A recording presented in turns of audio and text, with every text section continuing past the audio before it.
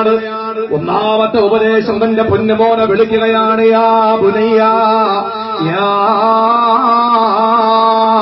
ബുനയ്യ, എന്റെ പൊന്നുമോനെ, എന്റെ കുഞ്ഞുമോനെ, എന്റെ പൊന്നുമോനെ. യാ തുഅഖിരി തൗബ, നീ തൗബ ചെയ്യുന്നതിനെ പിന്തിക്കാൻ പാടില്ല. കാരണം എന്തെന്നറിയോ? ഫൈനൽ മൗത യൗതി ബഗ്താ, മരണം പൊടുന്നവരെ വന്നുകൂടുന്നതാണ്. എപ്പോഴാണ് മരിക്കുന്നതെന്ന് പറയാൻ കഴിയൂല, എപ്പോഴാണ് മരണമെന്ന് പറയാൻ കഴിയൂല പ്രിയപ്പെട്ട സഹോദരങ്ങളെ. അതുകൊണ്ട് നിങ്ങളൊരിക്കലും തൗബ ചെയ്യാൻ പിന്തിക്കാൻ പാടില്ല. ഇന്ന് എന്റെയും നിങ്ങളുടെയും ഒരു സ്വഭാവമാണ്, ഒരു തിന്മ ചെയ്തിട്ട് ഞാൻ നിങ്ങളെ കരുതുന്നത് എന്താണ്? റമദാൻ വരട്ടെ ഞാൻ തൗബ ചെയ്തോളാം, റമദാൻ വരട്ടെ ഞാൻ തൗബ ചെയ്തോളാം. വേണ്ട പ്രിയപ്പെട്ട സഹോദരങ്ങളെ, അങ്ങനെ ചിന്ത നമുക്ക് വേണ്ട.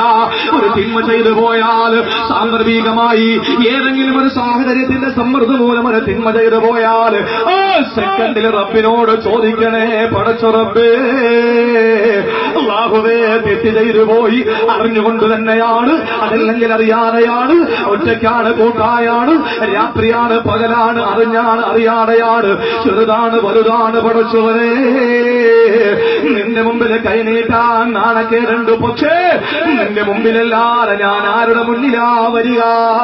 എന്നെ ആരാ ഒന്ന് സ്വീകരിക്കുക? നീയല്ലേ എന്റെ എല്ലാമില്ല, നീയല്ലേ എന്റെ മനസ്സിലെ രാജകുമാരൻ.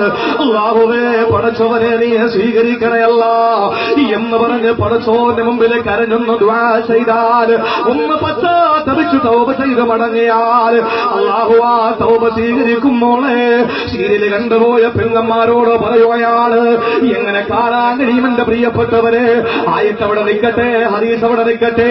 കഴിഞ്ഞ വെള്ളിയാഴ്ച RCCയുടെ ചികിത്സ നടത്തുന്ന 85ഓളം പേര് താമസിക്കുന്ന ET മുഹമ്മദ് ബഷീർ സാഹിബ് നേതൃത്വം കൊടുക്കുന്ന തിരുവനന്തപുരത്തെ CH സെന്റർ എന്ന് പറയുന്ന ഒരു സ്ഥലത്ത്, CH സെന്റർ എന്ന് പറയുന്ന ഒരു സ്ഥാപനത്തിൽ പ്രിയപ്പെട്ടവരെ പലവട്ടവും ET ബഷീർ സാഹിബ് പറഞ്ഞിട്ടുണ്ട്, അവിടെ ഒന്ന് വരണം, ഒരു ചെറിയ ഉപദേശം കൊടുക്കണമെന്ന് പറഞ്ഞിട്ടുണ്ട്. അങ്ങനെ ഒരു ദിവസം ഞാൻ അവിടെ ചെല്ലാമെന്ന് വാക്കുകൊടുത്ത് കഴിഞ്ഞ വെള്ളിയാഴ്ച പോയി. പ്രിയപ്പെട്ടവരെ, മഗ്‌രിബ് മുതൽ ഇശാ വരെ അവിടുത്തെ രോഗികളെ ഒന്ന് കണ്ടു, അവരുമായിട്ടൊന്ന് സംസാരിച്ചു. എന്നിട്ട് അവരെ ഒരുമിച്ച് കൂട്ടിയിരുത്തിയിട്ട് ഈ 85 രോഗികളുടെ കൂട്ടിരിപ്പുകാര് 150ഓളം പേര്, ആണുങ്ങള് പെണ്ണുങ്ങളും അടങ്ങുന്ന പാവപ്പെട്ട സഹോദരങ്ങള്, പാവപ്പെട്ട പെങ്ങന്മാരുടെ മുമ്പിൽ അരമണിക്കൂറും നസീഹത്ത് നടത്തിയപ്പോൾ പ്രിയപ്പെട്ടവരെ, ജീവിതത്തിൽ ഞാൻ മറക്കാത്ത ഒരു സരസാണത്. ഇവിടെ ഇരിക്കുമ്പോൾ എന്തെല്ലാം സൗകര്യമാണ്. നമ്മുടെ പോക്കറ്റിൽ വില കൂടിയ മൊബൈലാണ്, കയ്യിൽ വില കൂടിയ വാച്ചാണ്, കയ്യിലിരിക്കുന്നതോ വില കൂടിയ വാഹനത്തിന്റെ താക്കോല, വില കൂടിയ വസ്ത്രമല്ലേ ധരിച്ചിരിക്കുന്നത്. സുബ്ഹാനല്ലാഹ്. CH സെന്ററിൽ എന്റെ മുമ്പിൽ വന്നിരുന്ന സഹോദരങ്ങളുടെ മൂക്കിലൂടെ ട്യൂബ, വായിലൂടെ ട്യൂബ, കഴുത്തിലൂടെ ട്യൂബ, വയറിലൂടെ ട്യൂബ. പ്രിയപ്പെട്ടവരെ, സങ്കടം എന്തെന്നറിയോ? എല്ലാ കഴിഞ്ഞ ഞാൻ ദുആ ചെയ്ത് എല്ലാവരോട് പോണെന്ന് പറഞ്ഞു. പിന്നെ കൂടുതലവരുമായിട്ട് സംസാരിക്കാനൊന്നില്ല. കാരണം സാന്ത്വനപ്പെടുത്താൻ വാക്കുകളില്ല, സമാധാനപ്പെടുത്താൻ വാക്കുകളില്ല. അവിടുന്ന് പുറത്തേക്ക് പോകാൻ വേണ്ടിയിട്ട് ഇറങ്ങുന്ന സമയത്ത് നല്ല ആരോഗ്യമുള്ള, നല്ല കാണാ ചുറുചുറുക്കുള്ള ഒരു 35 വയസ്സുള്ള ചെറുപ്പക്കാരനാണ്. അയാൾ ഓടി വന്നിട്ട് പറഞ്ഞു, ഉസ്താദേ, എന്നെ അറിയുമോ? നിങ്ങളെങ്ങനെ നാട്ടിൽ പ്രസംഗിച്ചിട്ടുണ്ട്, ഞാനതിന്റെ ഒരു സംഘാടകനാണ്. ഞാൻ ചോദിച്ചു, എവിടാണ്? തൊളിക്കോടാണ്. എന്റെ വീട്ടിൽ നിന്നും 5 കിലോമീറ്റർ അപ്പുറത്തുള്ള തൊളിക്കോട് എന്ന് പറയുന്ന പ്രദേശത്ത്. പ്രിയപ്പെട്ട സഹോദരങ്ങളെ, ഞാൻ ചോദിച്ചു, നിങ്ങൾ തൊളിക്കോട് എവിടെയാണ്? അങ്ങനെ ഒരു സ്ഥലം പറഞ്ഞു. ഞാൻ ചോദിച്ചു, നിങ്ങൾക്ക് എന്താ പ്രശ്നമെന്ന് ചോദിച്ചു. ആ സമയത്ത് തോല്ലൊരു പൊന്നുമോ കിടക്കുകയാണ്, ഒരു പൊന്നുമോ കിടക്കുകയാണ്. വെളുത്തുവെള്ളാര കല്ലുപോലുള്ള പൊന്നുമോന്, 2 വയസ്സ് മാത്രമുള്ള പൊന്നുമോനാണ്, 2 വയസ്സ് മാത്രമുള്ള പൊന്നുമോനാ. ആ പൊന്നുമോനെ തോളത്തിൽ നിന്ന് ഉറങ്ങിക്കിടക്കുന്ന പൊന്നുമോനെ എടുത്തിട്ട് എന്നെ കാണിച്ചു. പ്രിയപ്പെട്ടവരെ, ആ പൊന്നുമോനെ സംഭവിച്ചതെന്തെന്നറിയോ? അദ്ദേഹം എന്നോട് പറയുന്നു, ഉസ്താദേ, കണ്ണിന് ക്യാൻസറാണ്. 35 വയസ്സുകാരനല്ല, 2 വയസ്സുകാരനായ പൊന്നുമോന് കണ്ണിന് ക്യാൻസറാണ്. അത്ഭുതത്തോടെ ഞാൻ ചോദിച്ചു, എന്ത് ചെയ്യാനാണ്? നിരന്തരം ഇങ്ങനെ പനി വന്നപ്പോൾ ടെസ്റ്റ് ചെയ്തപ്പോൾ കണ്ണിന് ക്യാൻസറാണെന്ന് പറഞ്ഞു. വല്ലാതെ വിഷമത്തോടെ പുറത്തേക്ക് ഇറങ്ങുമ്പോൾ ഈ കണ്ണൂർ ജില്ലക്കാരിയായ തളിപ്പറമ്പുകാരിയായ അവിടെ ഞാൻ പ്രസംഗിച്ചിട്ടുണ്ട്. ഒരു സഹോദരി ഓടി വരികയാണ്. ആ പെങ്ങൾ വന്നിട്ട് പറഞ്ഞു, ഉസ്താദേ 2.5 വയസ്സുള്ള ഫാത്തിമ എന്ന എന്റെ പൊന്നുമോളാണ്. ഞാൻ ചോദിച്ചു, പൊന്നുമോക്ക് എന്ത് പറ്റി? എന്റെ പൊന്നുമോള് 2 കണ്ണിനോ ക്യാൻസറാണ്. ഡോക്ടർമാർ പറഞ്ഞിരിക്കുന്നു, കണ്ണ് 2 മിനിറ്റ് കളയണമെന്ന് ഡോക്ടർമാർ പറഞ്ഞിരിക്കുകയാണ്. അള്ളാഹു നമുക്ക് തന്ന സൗഭാഗ്യം എത്ര ഉമ്മ, അള്ളാഹു നമുക്ക് തന്ന സൗഭാഗ്യം എത്രയാണ്. വീരൽ കാണുന്ന പെങ്ങളോട് ഖുർആനും ഹദീസും പറഞ്ഞിട്ട് കാര്യമില്ല, മുൻഗാമികളായ മഹാരഥന്മാരുടെ ചരിത്രം പറഞ്ഞിട്ട് കാര്യമില്ല. തൊട്ടപ്പുറത്തെ 35 കിലോമീറ്റർ 45 കിലോമീറ്റർ അപ്പുറത്തുള്ള CH സെന്ററില് RCCയിലെ പൊന്നുമോന്റെ കഥ പറഞ്ഞാൽ അള്ളാഹു നമുക്ക് ആരോഗ്യമുള്ള കണ്ണ് തന്നില്ലേ? ഒരു കണ്ണട പോലും വെക്കാത്ത കണ്ണ് തന്നില്ലേ? ആ കണ്ണല്ലാഹു നമുക്ക് തരുമ്പോ എന്റെ പ്രിയപ്പെട്ടവരെ, റബ്ബ് കാണല്ലെന്ന് പറഞ്ഞ സീരിയലിന്റെ മുമ്പിൽ പോയി അടയിരുന്ന് പെറ്റുകിടക്കുന്ന ഉമ്മ, റമദാൻ മാസം നമുക്ക് നീട്ടാ 10-12 ദിവസമേ ഉള്ളൂ. മാറാനൊരു മാറ്റമാകാൻ ഈ ഒരു ചരിത്രം നിങ്ങളുടെ മനസ്സിൽ വെക്കണേ. ആ പൊന്നുമോടെ കര നിങ്ങളുടെ മനസ്സിൽ വേണേ. ഇത് ഞാൻ കണ്ടതിൽ ഏറ്റവും ചുരുങ്ങിയ 2 സംഭവമാണെങ്കിൽ എന്നെക്കാൾ അവിടെ സഞ്ചരിച്ചിട്ടുള്ളവർക്കറിയോ, എന്നെക്കാൾ RCCയിൽ പോയിട്ടുള്ളവർക്കറിയാ. പൊന്നുമക്കൾക്ക് ക്യാൻസർ ബാധിച്ചിട്ട് കണ്ണെടുത്ത് മാറ്റുമ്പോ അള്ളാഹു നമുക്ക് കണ്ണു തന്നില്ലേ? അലം നജ്അൽ ലഹു ഐനൈൻ വലിസാനോ വശഫതൈൻ. അല്ല പറയുന്നു, ഞാൻ നിങ്ങൾക്ക് മനോഹരമായ 2 കണ്ണ് തന്നില്ലേ? എങ്ങനെ നമുക്ക് സീരിയൽ കാണാൻ കഴിയുന്നു ഉമ്മ?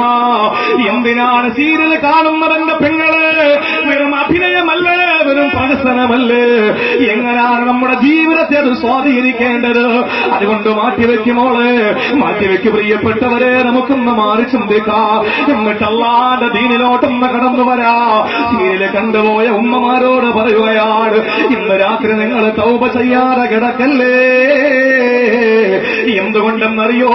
ഇന്നലെ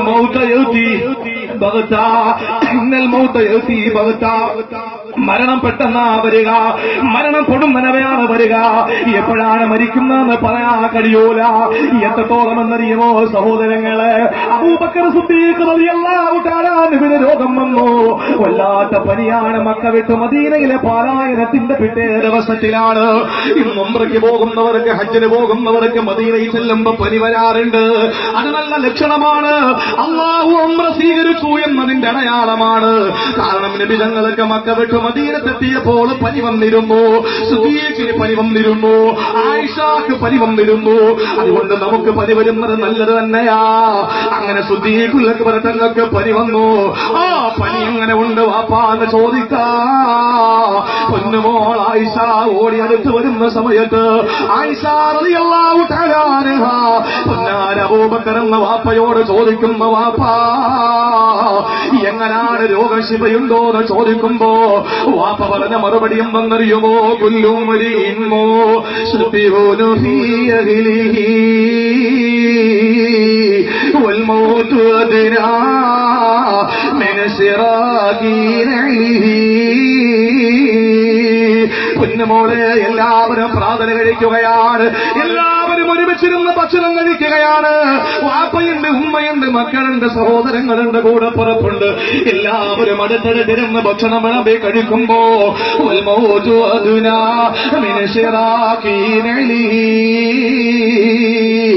അള്ളാന്റെ പ്രിയപ്പെട്ട പ്രവാചകന്റെ ചന്ദ്ര സഹചാരി പറയുകയാ, ചെരുപ്പിന്റെ വാറ് കാലിനോട് ഒട്ടിക്കിടക്കുന്നത് പോലെ മനുഷ്യ മരണം നിന്റെ ശരീരത്തോട് ഒട്ടിക്കിടക്കുകയാണ്. എന്റെ പ്രിയപ്പെട്ട സഹോദരങ്ങളെ, മരിക്കുന്നത് എപ്പോഴാണെന്ന് പറയാൻ കഴിയൂല. അതുകൊണ്ട് തൗബ ചെയ്യാൻ മടി കാണിക്കല്ലേ. അതുകൊണ്ട് ലുഖ്മാൻ തങ്ങൾ 1ാമത്തെ ഉപദേശം മകനോട് കൊടുക്കുകയാണ്, തൗബ നീ പിന്തിക്കല്ല. കാരണം മരണം എപ്പോഴാ വരുന്നതെന്ന് പറയാൻ കഴിയൂല. അല്ലാഹു നമുക്ക് മനസ്സിലാക്കാനുള്ള ബോധം തരട്ടെ.